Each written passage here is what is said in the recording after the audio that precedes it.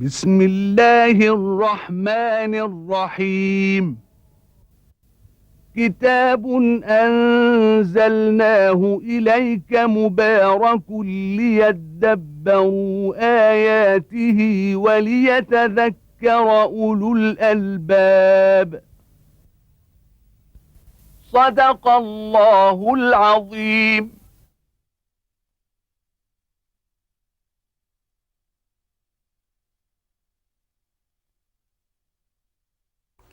الحمد لله رب العالمين، والصلاة والسلام على المبعوث رحمة للعالمين سيدنا ونبينا محمد وعلى آله وأصحابه ومن اهتدى بهداه وعمل بسنته إلى يوم الدين.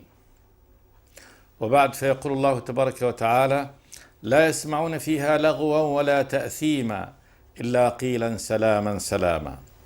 وأصحاب اليمين ما أصحاب اليمين، في سدر مخضود وطلح منضود وظل ممدود وماء مسكوب وفاكهة كثيرة لا مقطوعة ولا ممنوعة وفرش مرفوعة.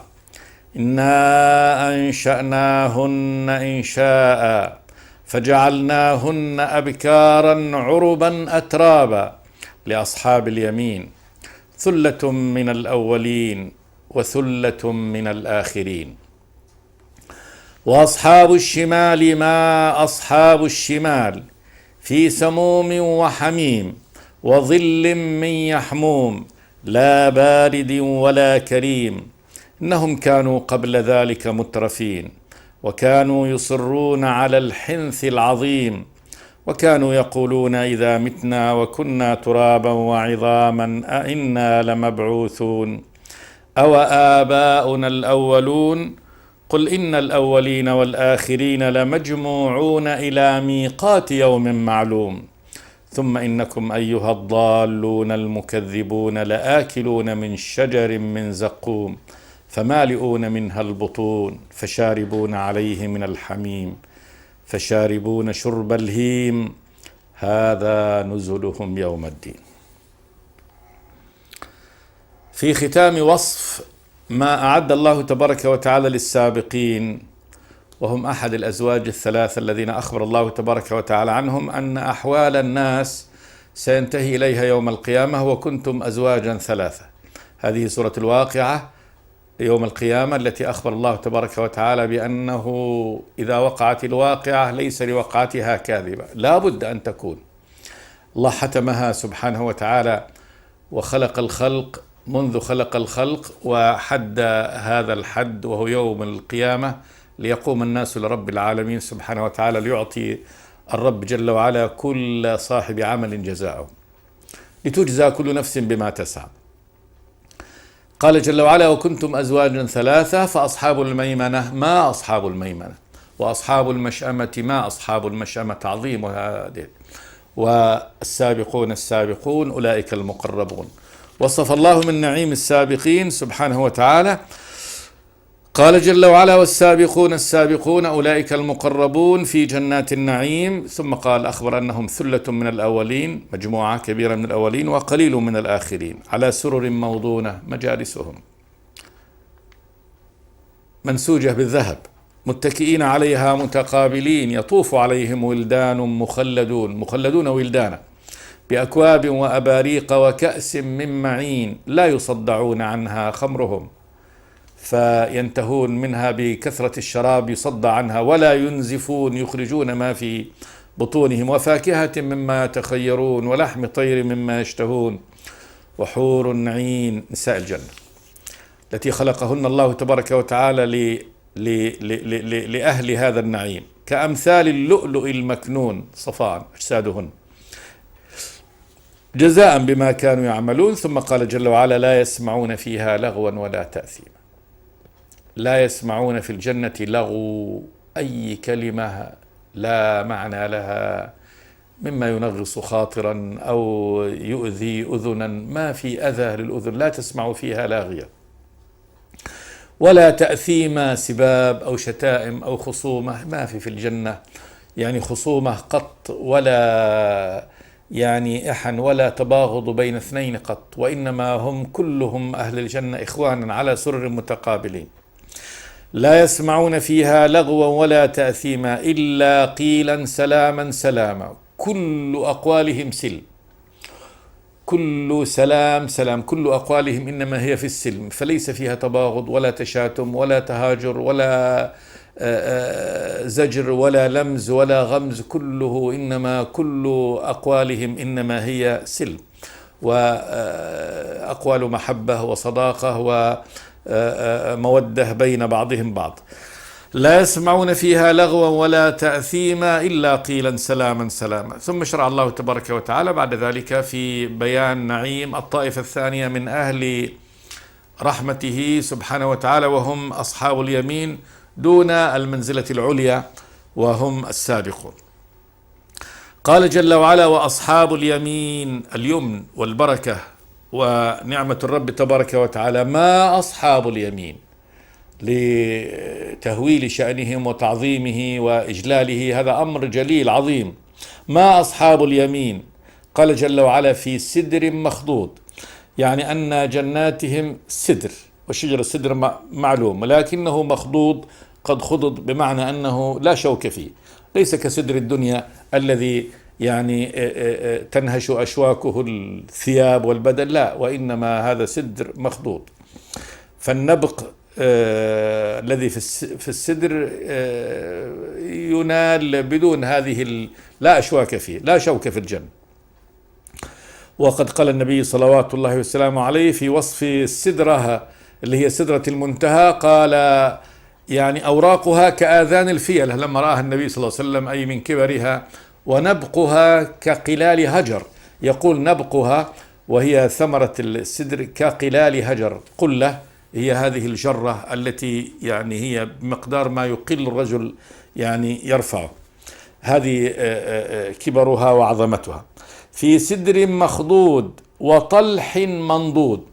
شجرة طلح معروف من أشجار البادية، لكن هذا منضود بالفاكهة، منضود بفاكهة من فاكهة الجنة. منضود يعني أنه منتظم، يعني قد نضدت وقد نظمت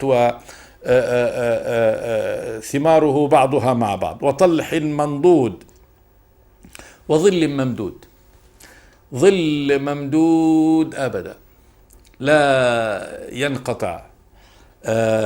فالجنة كلها ظلال، وشجرها ظلال شجرها، كما قال النبي صلى الله عليه وسلم: إن في الجنة شجرة يسير الراكب، يعني الجواد المضمر 100 عام تحتها لا يقطعها، يعني بأقصى سرعته. الجواد المضمر لو أنه يعني يركض في ظل هذه الشجرة من أول ظلها إلى آخر ظلها، فإنه يسير 100 عام لا يقطعها.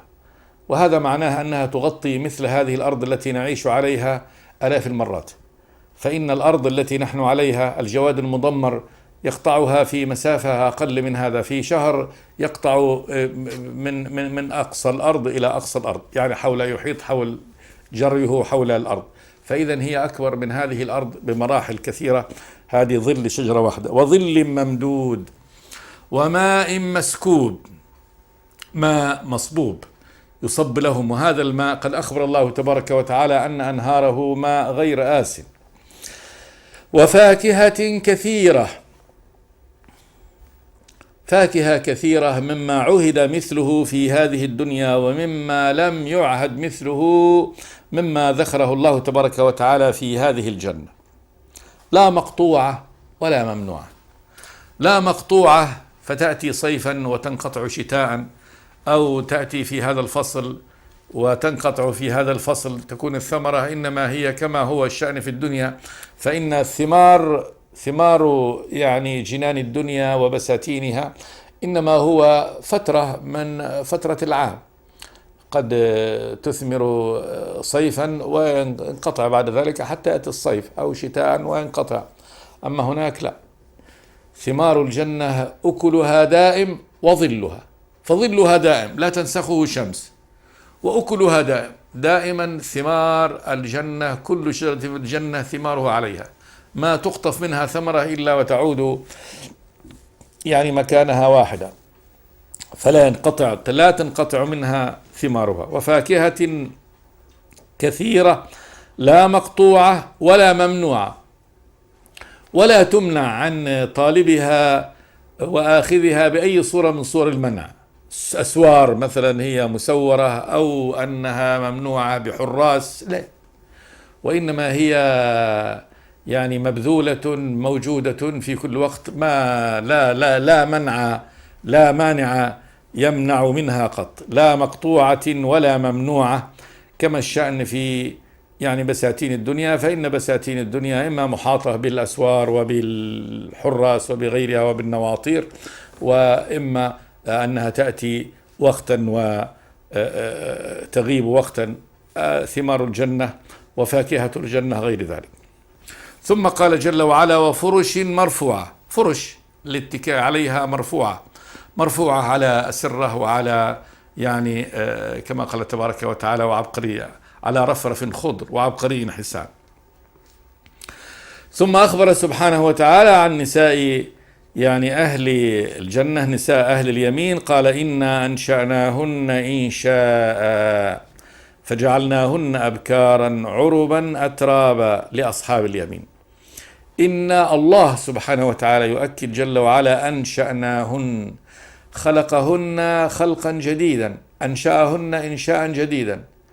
فالمرأة المؤمنة من أهل الجنة التي كانت عجوز في الدنيا، شعثاء رمصاء غمصاء عجوز، يخلقها الله تبارك وتعالى خلقا جديدا خالصا.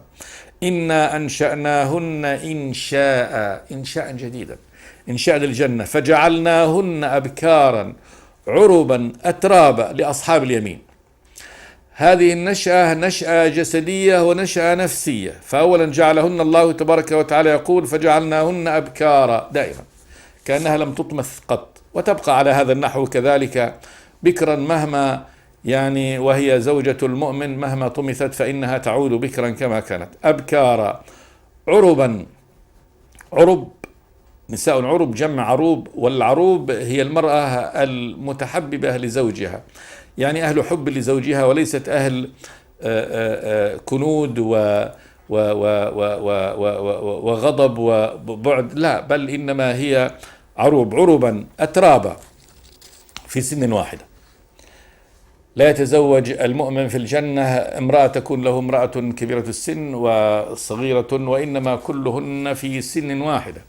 عربا أترابا، ترب، كل واحدة منها يعني الترب هو فلان ترب فلان، بمعنى أنه قد يعني يساويه في السن، فهم كلهن في سن واحدة. وهذا السن اللي هو بداية البلوغ، كما قال جل وعلا: كواعب أترابا، كواعب، والكاعب التي بدأ ثديها يتكعب. فهذا إنشاء جديد لنساء الجنة، وهذا الإنشاء إنشاء جسدي وإنشاء نفسي كذلك. فإن عربا هذا يدل على يعني نفوسهن وأرواحهن المتحببة لأزواجهن، فليس من غم ولا نكد ولا نحو ذلك، وإنما هن على هذا النحو: إنا أنشأناهن إنشاء فجعلناهن أبكارا عربا أترابا، قال جل وعلا: لأصحاب اليمين. يعني هذا الإكرام وهذا الفعل الذي فعله الله تبارك وتعالى بنساء يعني الجنة إنما هو لأهل اليمين. وقد جاء أن النبي صلوات الله وسلامه عليه يعني قال لامرأة وهو يعني يمازح امرأة عجوز، فقال لها: إنه لا يدخل الجنة عجوز، فبكت. فقال لها النبي صلى الله عليه وسلم: يعني إن الله تبارك وتعالى ينشئ يعني المؤمنات يعني التي بلغن سن كبيرة في الدنيا إنشاء آخر. وقال تبارك وتعالى: إنا أنشأناهن إنشاء فجعلناهن أبكارا عربا أترابا لأصحاب اليمين. ثلة من الأولين، يعني هؤلاء أهل اليمين، وهم الطبقة الثانية، يعني الدرجة الثانية في الجنة دون الدرجة العليا. قال جل وعلا: ثلة من الأولين وثلة من الآخرين. ثلة جماعة كثيرة من الأولين وجماعة كثيرة من الآخرين. وقد مضى يعني ما قيل في معنى الأولين والآخرين. الأولين قيل من الأمم السابقة، وقيل الآخرين من أمة النبي محمد صلى الله عليه وسلم، وقيل الأولين من يعني أوائل هذه الأمة، والآخرين من أواخر هذه الأمة. وعلى هذا القول الثاني إذن يغلب يعني في أواخر هذه الأمة يعني الذين يكونون من الدرجة الثانية من أهل الإيمان. في السابقين قال تبارك وتعالى ثلة من الأولين وقليل من الآخرين. وفي أهل اليمين اللي هم دونهم قال جل وعلا ثلة من الأولين وثلة من الآخرين. هذا ما أعده الله تبارك وتعالى وما وصف به هذا النعيم المقيم لهؤلاء أهل اليمين، والسابقين دول أهل كرامة الله تبارك وتعالى أهل الجنة. ثم شرع الله تبارك وتعالى يبين حال الطائفة الثانية بيانا لما تصنعه هذه الواقعة خافضة رافعة، تخفض أقواما كانوا يعني في العلا فتخفضهم إلى أسفل سافلين، كانوا من أشراف الناس، وترفع أقواما كانوا من أهل الفقر والمسكنة لكنها ترفعهم.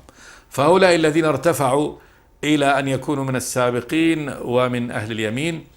ولننظر الطائفة الأخرى التي خفضها الله تبارك وتعالى وأذله، وهم أصحاب الشمال. قال جل وعلا وأصحاب الشمال ما أصحاب الشمال. أصحاب الشمال الشؤم. الشمال عند العرب شؤم، فدول هم أهل الشؤم الذي عليهم هذا أهل العذاب، أهل غضب الله تبارك وتعالى وسخطه. نعوذ بالله تبارك وتعالى من حالهم. وأصحاب الشمال ما أصحاب الشمال. ما أصحاب الشمال تهويل وتعظيم لشأن هؤلاء، تعظيم لشأنهم في الشر فيما هم فيه من عقوبة الرب تبارك وتعالى. قال جل وعلا في سموم وحميم، فهذا بقاؤهم وحالهم. السموم الريح الحارة، وريح هذه تسير على نار جهنم عياذا بالله، يعني مبعثها النار عياذا بالله. فانظر ريح هواء حار يسير في نار جهنم، فهم في سموم دائم. وحميم الماء الذي قد بلغ حده في الحرارة، يعني ماء محمي. وهذا الماء الحميم أخبر سبحانه وتعالى أنه ماء كالمهل يشوي الوجوه عياذا بالله، مثل المعدن المذاب. وظل من يحموم، وهم في ظل، لكن هذا الظل من يحموم دخان النار وقطرها الذي يعلو، وهم في ظل هذا. وهذا الظل هذا قال جل وعلا لا بارد ولا كريم. فظل النار وظل الدخان الذي يخرج من النار كيف يكون ديت؟ فما هو بارد وله كريم، بل هو يعني أنه خبيث منتن. وظل من يحموم لا بارد ولا كريم. ثم لما وصف الله هذا من حالهم أخبر عن ذنبهم، ما الذي أوصلهم إلى هذه يعني الأمر. قال جل وعلا إنهم كانوا قبل ذلك مترفين. إنهم يعني هؤلاء الذين هم في هذا الحال من سخط الله تبارك وتعالى كانوا قبل ذلك أي في الدنيا مترفين، وكانوا يصرون على الحنث العظيم. المترف هو الذي يعني المنعم بكل صنوف النعم في هذه الدنيا، مع يعني رفضه لشكر الله تبارك وتعالى وإنعامه، فهو مترف. أترفه الله تبارك وتعالى وأعطاه ما أعطاه من خيرات هذه الدنيا ومن عليه، لكنه عاش كافرا مجرما لم يشكر الله تبارك وتعالى، لم يؤمن بالله ويشكره. ويا ويل هذا الذي مترف ثم يكون هذا حاله، يعني كان من أهل الترف في الدنيا ومتعود على هذه النعم العظيمة، لكنه بعد ذلك انظر بعد ذلك حاله في سموم وحميم وظل من يحموم لا بارد ولا كريم. إنهم كانوا قبل ذلك مترفين وكانوا يصرون على الحنث العظيم.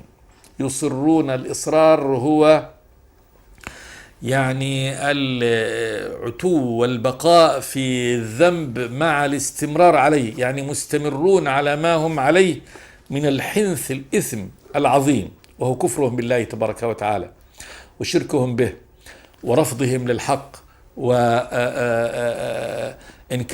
للبعث والنشور. فكانوا على الحنث العظيم، على الذنب العظيم من الكفر والشرك، مصرون على هذا، سائرون عليه، مستمرون فيه. وكانوا يقولون أإذا متنا وكنا ترابا وعظاما أإنا لمبعوثون. كان هؤلاء المجرمون يكذبون بيوم القيامة، هذه الواقعة التي يقول الله إذا وقعت الواقعة ليس لوقعتها كاذبة. فكانوا يقولون وهم يعني أهل ترف وأهل يعني فخفخة، يقولون إذا متنا وكنا ترابا وعظاما أإنا لمبعوثون. سؤال، يعني هذا جاء كلامهم في صيغة سؤال للاستنكار والاستبعاد، هذا أمر مستبعد ما يمكن يكون. أإذا متنا وكنا ترابا وعظاما، كنا ترابا تحولت أجسادنا إلى التراب، صرنا مثلها واختلطنا بها، وعظاما بالية، أإنا لمبعوثون، أنبعث مرة ثانية. أمر مستبعد عندهم أن الله تبارك وتعالى يعيدهم إلى الحياة مرة ثانية وقد صاروا إلى هذه الحالة. أو آباؤنا الأولون، وكذلك آباؤنا الذين ماتوا من مئات السنين وكانوا على هذا النحو يعودون مرة ثانية إلى الحياة. أو آباؤنا الأولون. قال جل وعلا قل إن الأولين والآخرين لمجموعون إلى ميقات يوم معلوم. قل لهؤلاء المجرمين إن الأولين والآخرين، الأولين الذين خلقهم الله تبارك وتعالى أولا، والآخرين الأولين من آدم عليه السلام، والآخرين من يأتون إلى آخر نسمة في هذه الدنيا قبل أن يقوم يوم القيامة، لمجموعون، كلهم سيجمعهم الله تبارك وتعالى إلى ميقات يوم معلوم.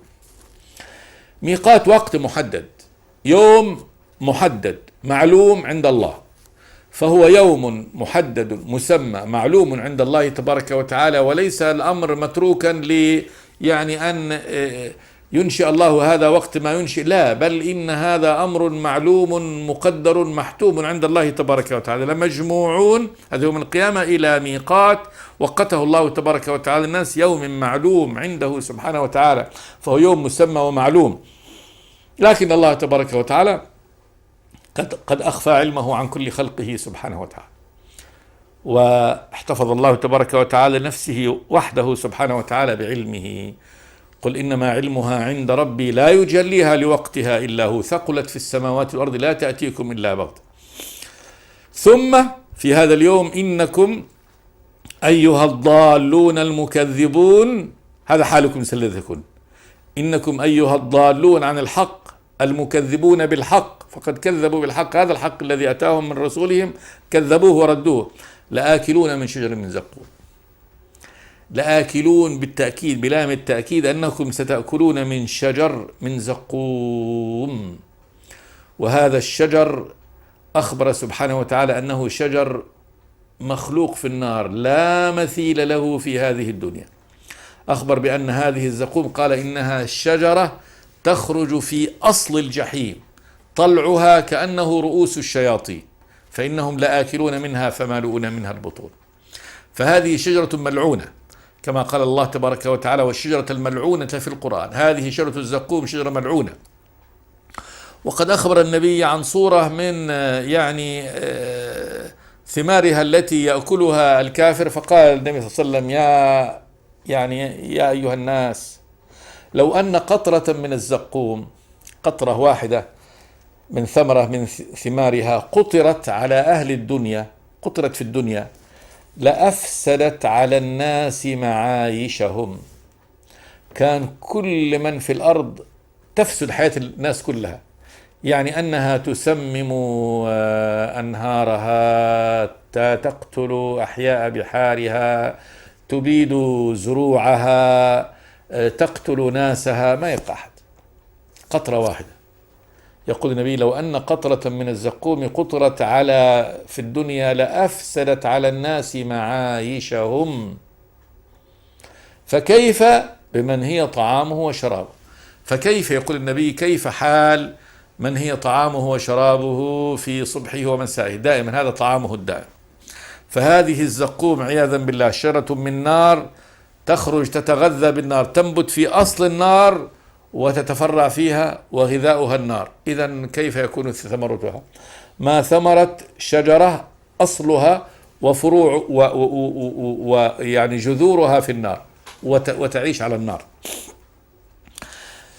لآكلون من شجر من زقوم فمالئون منها البطون، يعني لن يأكلوها هكذا وإنما سيأكلوها بتشهي وتفتن، كما قال جل وعلا إنا جعلناها فتنة للظالمين. هذه الشجرة فتنة لهم تفتن بها، لأنه يشعر بالجوع الشديد جدا فيأكل منها.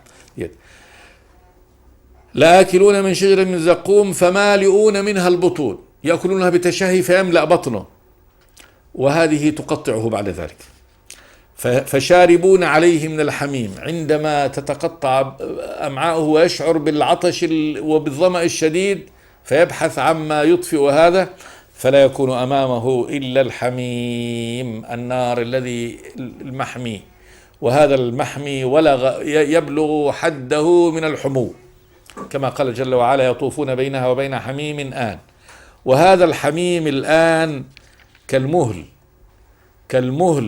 كالمعدن المذاب. فشاربون شرب الهيم، كذلك هذا يشربونه ليس يعني قليلا غصن، وإنما يشربونه يعبونه عب عياذا بالله، كما تشرب الهيم. الهيم جمع هيماء، والهيماء هي الناقة يصيبها أحيانا داء في جوفها فتشعر بحرارة شديدة فتعب من الماء، ولكنها لا تبرد ولا تروى، ما تروى من كثرة الشرب، كما قال ذلك الشاعر في بيان غرامه ما يلقاه من الغرام، قال فأصبحت كالهيماء لا الماء مبرد ظماها ولا يقضي عليها هيامها، فلا هيامها يقضي عليها ولا الماء يبرد ظماها. ومنه سمي يعني الغرام بالهيام، هام بهذه المرأة يعني أصيب بهذا يعني الحرارة الشديدة التي يعني تكون على هذا النحو، وكل أمراض العشق على هذا النحو تم الهيام والغرام فهذه الله يقول فشاربون شرب الهيم، شرب الناقة التي تعب الماء عبا، ولا هناك حيوان يعب يعني عند الشرب مثل يعني البعير. فشاربون شرب الهيم، الإبل العطاش عندما تعب الماء عبا. هذا نزلهم يوم الدين، هذا الذي هو الأكل من الزقوم على هذا النحو بهذه الصفة، وهذا العب من هذا الحميم على هذا النحو، نزلهم ضيافتهم، هذه ضيافتهم، هذا ما أعددنا لهم ضيافة لهم يوم الدين.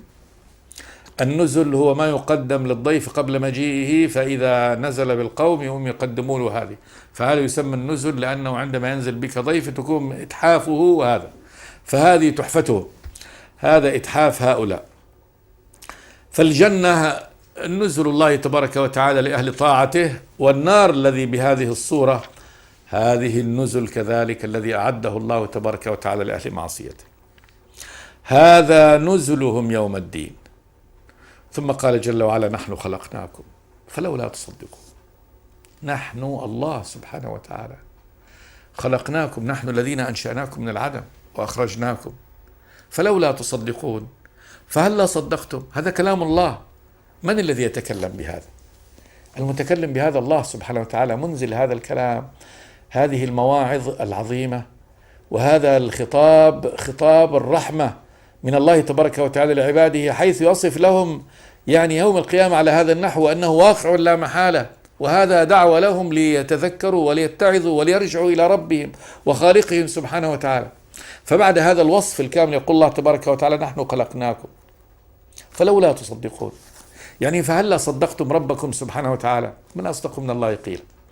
نحن خلقناكم فلولا تصدقون. ثم شرع الله تبارك وتعالى يبين آياته في الخلق، وأنه هو خالق الخلق سبحانه وتعالى.